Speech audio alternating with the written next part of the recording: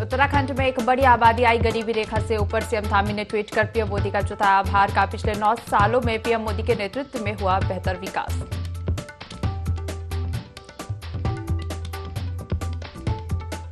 BJP के पूर्व विधायक राजकुमार ठुकराल पहुंचे कांग्रेस भवन। पूर्व मुख्यमंत्री हरीश रावत से की मुलाकात। राजकुमार ठुकराल के कांग्रेस में शामिल होने की अटकलें।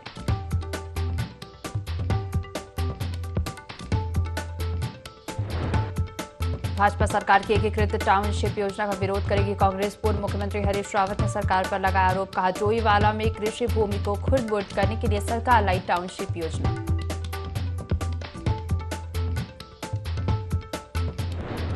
मंत्री प्रेमचंद अग्रवाल ने साधा पूर्व मंत्री हरक सिंह रावत पर निशाना। कहा हरक सिंह रावत ने किया विश्वासघात। आपसी चर्चा को नहीं करना चाहिए था सार्वजनिक।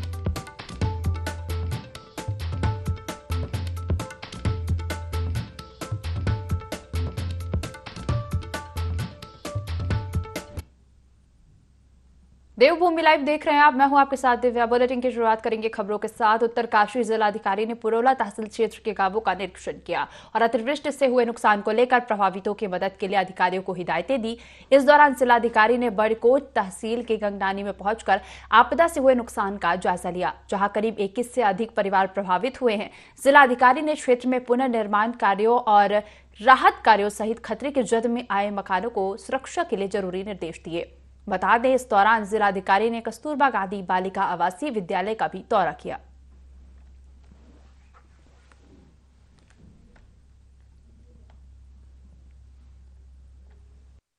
वृष्टि की घटना हुई थी जिसके कारण नगर क्षेत्र में और आसपास के ग्रामीण इलाकों में भी उसका नुकसान हुआ, जिससे कृषि भूमि लोगों के घरों में मलबा गया और सड़क पे भी अनेक स्थानों पे एनएच बंद रहा काफ़ी समय तक।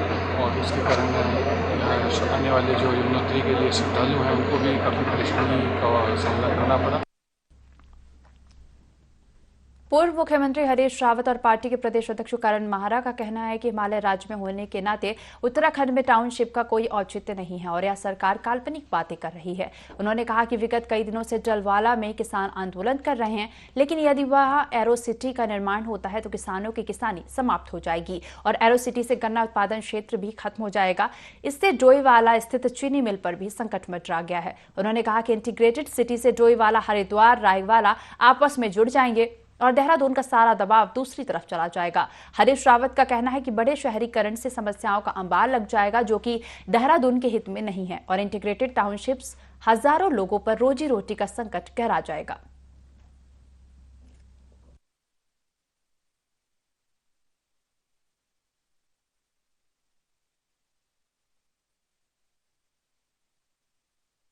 इरादा अपने चंद पूंजीपति स्वामियों को, जो स्वामी हैं भाजपा के, जो एक विशेष भूभाग के रहने वाले हैं, उनको लाभ पहुंचाना है। उसके लिए उत्तराखंड की बहुमूल्य धरती को उनके हाथों में सौंपा जा रहा है और ये डोईवाला, उसके चारों तरफ के क्षेत्र और उधर आईडीपीएल की भूमि और पराग फार्म, ये सारी ज़मीनें उनको सौंपने का षड्यंत्र है। ये कोई इंटीग्रेटेड टाउनशिप नहीं है, ये इंटीग्रेटेड माल कमाओ और लूटो उत्तराखंड को, उसका कंसेप्ट है।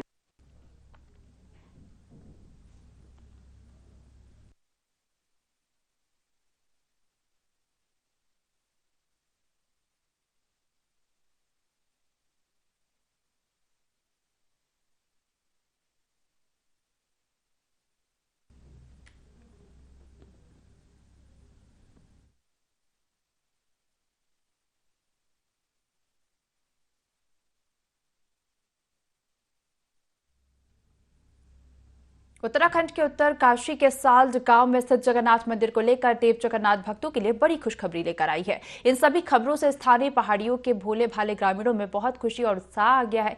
ग्रामीणों ने एकत्रित होकर ओडिशा के लोगों और दुनिया के कोने कोने से आए जगन्नाथ भक्तों को उनकी शुभकामनाओं के लिए धन्यवाद दिया और सभी के कल्याण की कामना की। उत्तराखंड के मुख्यमंत्री पुष्कर सिंह धामी ने अभिनेता सब्यसाची और अर्चिता से मंदिर के बारे में जानने के बाद विकास के लिए घोषणाएं की। यह मंदिर उत्तरकाशी से साल्ड गांव में 11वीं सदी में बना था। पीटीसी दीपक नौटियाल।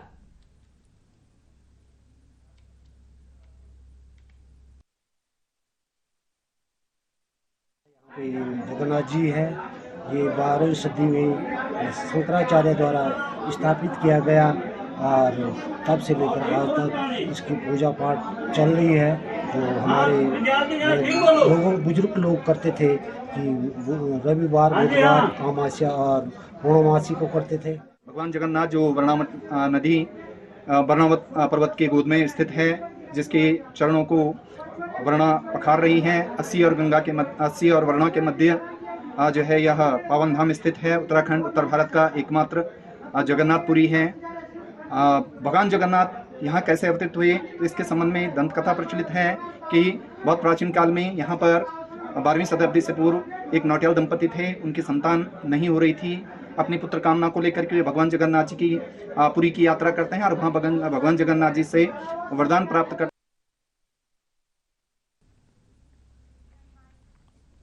हल्द्वानी वन प्रभाग के अंतर्गत कार्य कर रहे आउटसोर्स कर्मचारियों ने नारेबाजी की। कर्मचारियों ने कहा कि पिछले 8 माह से मानदेय की राशि कर्मचारियों को नहीं मिली है। अधिकारी इस मामले पर कुछ भी कर पाने में असमर्थ नजर आ रहे हैं। अधिकारी हर बार शासन स्तर का मामला बताकर कन्नी काट जाते हैं। उन्होंने कहा कि सांप पकड़ने की शिकायत से लेकर जंगल की गश्त सहित तमाम दायित्व उन्हें दिए गए हैं। अब स्थिति बन गई है कि कर्मचारियों के घर राशन तक नहीं बचा है। कर्मचारी आर्थिक और मानसिक रूप से परेशान हो रहे हैं।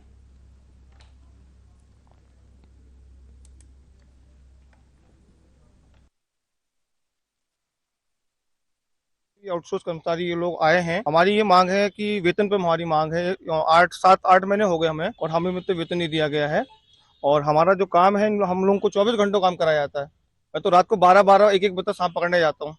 तब भी इन लोगों का विभाग का ऐसी रहता है। अभी को समय पर वेतन किसी को नहीं देना है, न कुछ करना है। ये बेचारे देखो कैसे बच्चे पाल रहे हैं, क्या कर रहे हैं। अधिकारियों का क्या कहना है? अधिकारी कह रहे हैं कि शासन का मामला है, यहाँ का कोई मामला नहीं है।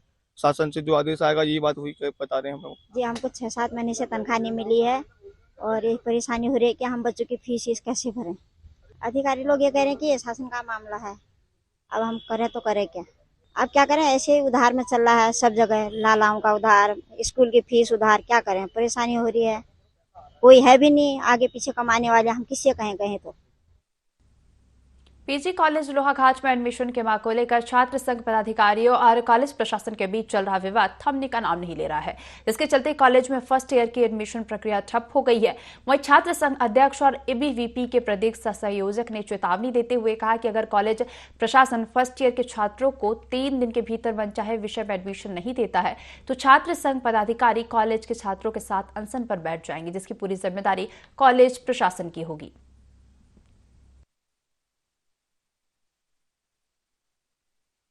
ये फर्स्ट सेम में एडमिशन लेने आया हूँ, तो मेरे को हिस्ट्री, हिंदी और पॉलिटिकल चाहिए, तो वो सब्जेक्ट मेरे को यहाँ पर उपलब्ध नहीं हो पा रहे हैं। इसलिए लगातार 3 या 4 दिन से मैं यहाँ पर आ रहा हूँ। तो मेरा प्रशासन से यही अनुरोध है कि भैया बहनों को सब्जेक्ट देने की कृपा करें। जो प्रवेश संबंधी हमारी समस्या है, कल से हम लोग आवाम कॉलेज महाविद्यालय में बैठेंगे, पूरा छात्र। जब तक हमारी मांग पूरी नहीं होती तब तक हम यहाँ बैठे रहेंगे। इसके लिए हम लोगों ने बड़ा आंदोलन करना हो जाए, क्योंकि विद्यार्थी परिषद या छात्र संघ उस चीज़ के लिए बना है कि बच्चों को हमको एक जो हमको वोट मिले थे, इसी चीज़ के लेकर हम लोग कॉलेज कैंपस में उनकी मांग को ऊपर तक उठाएं। इसके लिए हम सरकार तक अपनी बात लगातार पहुँचाते रहें। और उसके साथ साथ प्रवेश संबंधी प्रवेश परीक्षा परिणाम तीनों के लिए अभी हम लोगों की मीटिंग होने वाली है और जल्द से जल्द हम सारे बच्चों को अपने मन जी ने हमें आश्वासन दे दिया है, हमारा काम 2-3 दिन में हो जाएगा। और प्रिंसिपल मैम ने अपनी तरफ से भी एक प्रस्ताव भेजा है, उसमें भी उन्होंने लिखा है कि सीट बढ़नी चाहिए। अब हम 2-3 दिन का टाइम दे रहे हैं, फिर नहीं तो फिर 3 दिन बाद हम आंदोलन अनशन में बैठेंगे और बच्चों की मांग के लिए लड़ते रहेंगे। राजधानी देहरादून की सड़कों पर अनियंत्रित रूप से दौड़ रहे ई रिक्शा को लेकर नए सिरे से गाइडलाइन तैयार की गई। गाइडलाइन के तहत ई रिक्शा की जगह उन जगहों पर संचालित नहीं किया जाएगा जहां ज्यादा ट्रैफिक और भीड़भाड़ होती है। इसके साथ स्कूल वैन को लेकर भी आरटीओ काफी गंभीर नजर आ रहा है। स्कूल वैन के चालकों को रिफ्रेशर कोर्स कराना जरूरी है।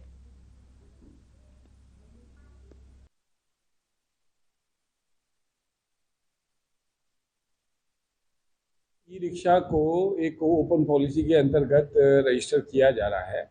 इनको परमिट से मुक्त करा गया है सेक्शन 66 से, परंतु ये देखा जा रहा है कि इन ई रिक्शा के संचालन की वजह से ट्रैफिक जाम की समस्या और अननेसेसरी कंपटीशन की समस्या बन रही है, जिससे कि विवाद भी पैदा हो रहे हैं। इसको देखते हुए परिवहन विभाग इस संभाग के स्तर पर एक पॉलिसी बना रहा है। स्कूल वैन का संचालन जो होता है वो सुप्रीम कोर्ट की जो मॉनिटरिंग कमेटी है उसके निर्देशानुसार एवं सीबीएसई बोर्ड ने जो निर्देश दिए हैं उनका अनुपालन कराया जाता है। साथ में जो हमारे द्वारा स्कूल परमिट दिए जाते हैं उसमें भी कुछ विशेष शर्तें हैं जिसका कि ध्यान रखा जाता है। हमारे द्वारा इन्फोर्समेंट के द्वारा ये सुनिश्चित किया जाता है कि स्कूल वैन, स्कूल बसेस इनका पूरा अनुपालन करें।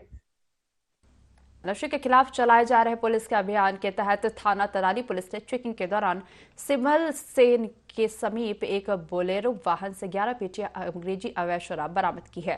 पुलिस ने अवैध शराब की तस्करी में प्रयुक्त बोलेरो वाहन को सीज करने के साथ ही दोनों आरोपियों के विरुद्ध आबकारी अधिनियम के तहत मुकदमा पंजीकृत कर लिया है और दोनों आरोपियों को न्यायालय के सम्मुख पेश किया जा रहा है।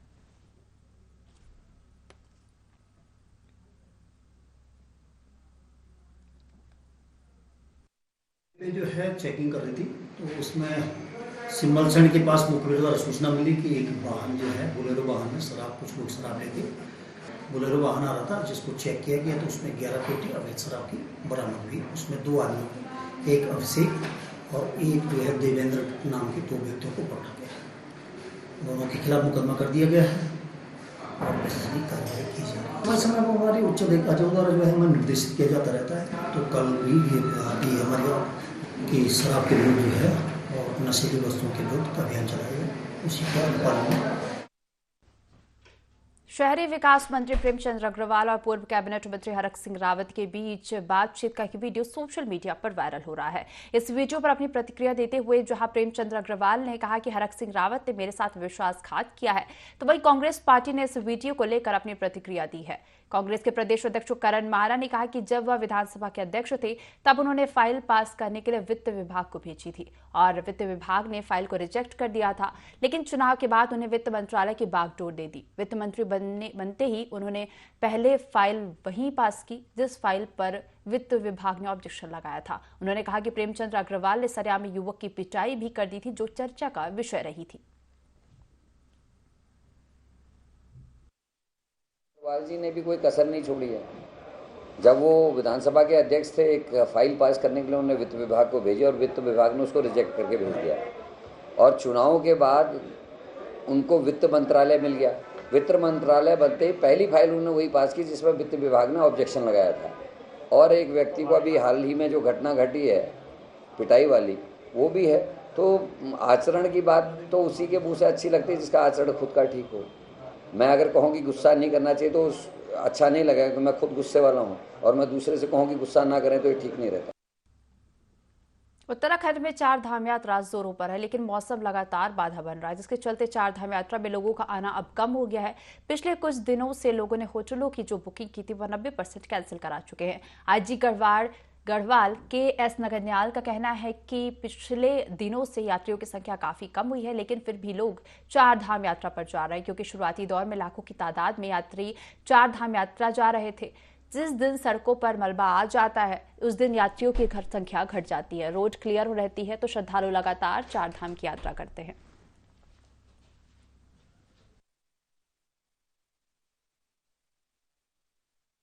यात्रियों की संख्या काफ़ी कम हुई है, फिर भी लोग जा ही रहे हैं। संख्या यद्यपि कम है, कभी 250, 1000, 2000, अलग अलग धामों में अलग अलग परिस्थिति के हिसाब से। जिस दिन मलबा इत्यादि आ जाता है, रोड जाम होता है, तो उस समय ये श्रद्धालुओं की संख्या घट जाती है। जब रोड क्लियर रहती है तो श्रद्धालु बढ़ जाते हैं। तो ये अप डाउन होते रह रहे हैं। लक्सर में विशाल ट्रैक्टर रैली का आयोजन किया गया, जिसका नेतृत्व खानपुर विधायक ने खुद ट्रैक्टर चलाकर किया। इस दौरान उन्होंने कहा कि पिछले दिनों में बाढ़ से समूचा क्षेत्र बर्बाद हो गया, जिस पर उन्होंने सरकार से 11,000 रुपए प्रति बीघा मुआवजे सहित पूर्ण बिजली बिल की माफी और किसान क्रेडिट कार्ड का ऋण माफ करने की मांग की है। साथ ही कहा कि कई मंत्री अपने चेले चहेतों के साथ हवाई दौरे कर रहे हैं।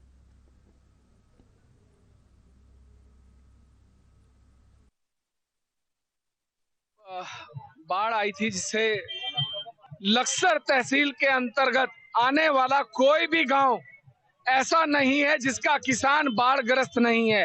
तो सरकार ये हमारे साथ नाटक बंद करे। हमें 11,000 रुपए प्रति बीघा मुआवजा चाहिए, बिजली के बिल हमारे पूर्णतः माफ किए जाएं और जो क्रेडिट कार्ड पर किसानों को ऋण दिया गया है वो भी पूर्णतः माफ किया जाए। प्रदेश में हो रही लगातार बारिश से बरसाती नदियां अपने उफान पर है, जिसके कारण कई ग्रामीण क्षेत्र जल भराव और बाढ़ जैसी स्थिति से जूझ रहे हैं। इसी कड़ी में ग्राम हलवा हेड़ी के किसान इस वक्त डरे हुए नजर आ रहे हैं, क्योंकि लगातार हो रही नदी के कटाव से नदी विस्तार कर रही है और किसानों के खेत तक नदी का विस्तार हो चुका है, जिसके कारण किसानों को अपनी फसलों को लेकर चिंता बनी हुई है। इसी के साथ गाँव से मुस्तफाबाद जाने वाला रास्ता रतमऊ नदी में समा चुका है, जिससे आवाजाही भी ठप हो चुकी है।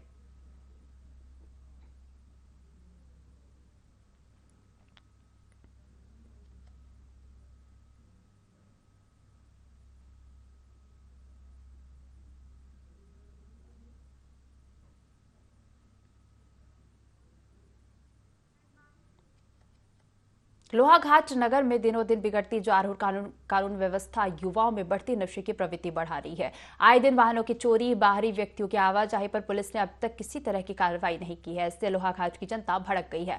नगर पालिका अध्यक्ष गोविंद वर्मा और व्यापार मंडल अध्यक्ष भैरव दत्त राय के नेतृत्व में आक्रोश रैली निकाली, जिसमें नगर के सैकड़ों लोग शामिल हुए। लोगों ने कहा कि शहर में आए दिन अराजक तत्वों का बोलबाला बढ़ता जा रहा है।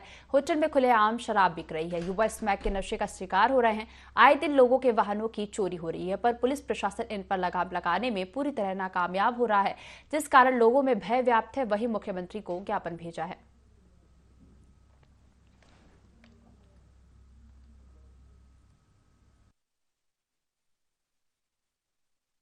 समय हमने प्रशासन को दिया है कि जो भी यहाँ पर जो ऐसा वातावरण हो रहा है, भय का वातावरण हो रहा है, उससे हमें मुक्ति दिलाएं। जो चोरियां हो रही हैं उसका खुलासा करें और ये जो नशाखोरी हो रही है इसके लिए वृहद आंदोलन चलाएं। और जहां हमारी आवश्यकता होगी हम भी प्रशासन के साथ कंधे से कंधा मिलाकर चलेंगे। और अगर 5 दिन के अंदर ये व्यवस्थाएं दुरुस्त नहीं होती हैं तो हम पुनः पूरे लोहाघाट के वासी और सभी जन मिल करके इस आंदोलन को एक भव्य रूप देंगे। और जब तक हमारी मांगे पूरी नहीं होंगी तब तक ये संघर्ष हमारा जारी रहेगा। पुलिस प्रशासन की जो व्यवस्था है वो कहीं न कहीं ढील ढोली है और जो नगर में आए दिन चोरी की घटना घट रही है, इससे नगरवासी बहुत ज्यादा परेशान हो गए हैं। उसका खामियाजा ये है कि लोगों को सड़कों पर आना पड़ा और यदि व्यवस्थाएं नगर की बहुत जल्दी नहीं सुधरी तो नगर के लोग पुनः इस आंदोलन को बड़े जन आंदोलन के रूप में आगे लेकर आए। लोहाघाट नगर के वासी अपनी लॉ से लेकर समस्याओं को लेकर आज उपस्थित हुए हैं। उन्होंने माननीय मुख्यमंत्री महोदय उत्तराखंड सरकार को संबोधित ज्ञापन प्रस्तुत किया है और हम इस ज्ञापन को उचित माध्यम के द्वारा माननीय मुख्यमंत्री तक जल्द से जल्द इस ज्ञापन में लिखी हुई समस्याओं के बारे में हम उच्चाधिकारी को अवगत कराया जाएगा और जल्द ही समस्या के समाधान हेतु एक समाधान निकालने की कोशिश करेंगे। नीट में खोया होता है, इसको चुकाने के लिए आज यहाँ की युवा शक्ति और हमारे बुजुर्ग सभी और व्यापारीगण, कर्मचारीगण सभी ने भरपूर योगदान दिया और शांतिपूर्ण रूप से काफी महाराज से लेकर के चौराहे से लेकर के एसडीएम कोर्ट तक जुलूस के रूप में एसडीएम कोर्ट है यहाँ ज्ञापन दिया और सभी ने अपनी अपनी समस्या रखी। और जो हमने ज्ञापन दे रखा है, ज्ञापन में 5 दिन का समय दे रखा है। अगर 5 दिन के अंदर इन समस्याओं का समाधान नहीं होता है तो हम प्रशासन की। इस बुलेटिन में फिलहाल इतना ही। आप बने रहिए IND24 के साथ। नमस्कार।